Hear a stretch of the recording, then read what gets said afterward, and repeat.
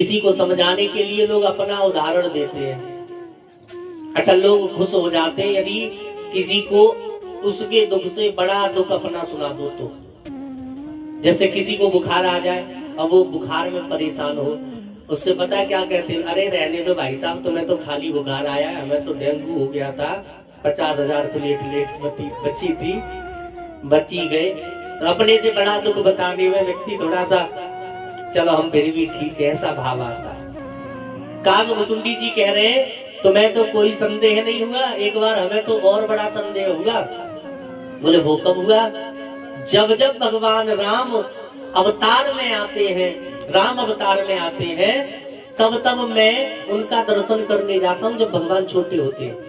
एक बार मैं गया, भगवान अवध नगरी में किलोले कर रहे हैं, हाथ में रोटी का टुकड़ा है और बार बार मुंह में लगा लेते टुकड़े को और बार बार बाहर निकाल देते हैं।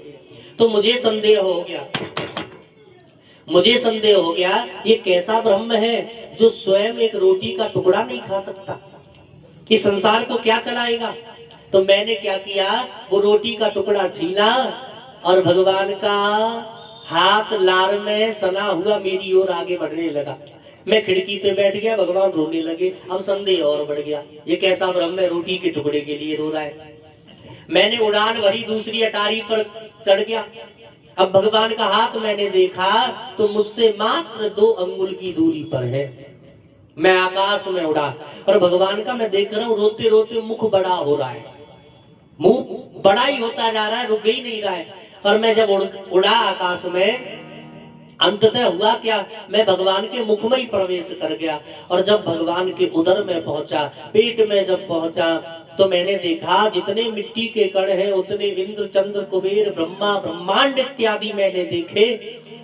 तब भगवान को मेरी इस मूर्खता पर हंसी आ गई और मैं बाहर आकर के गिर गया। तब मुझे विश्वास हो गया ये भगवान है, नर लीला कर रहे हैं। तो जल्दी से समझ में नहीं आती। रक्त मांस हड्डी के ढेर पर मढ़ा हुआ है चांद, देखी उसी की सुंदरता हो जाती नींद हराम। ये माया तेरी बहुत कठिन है, ये माया तेरी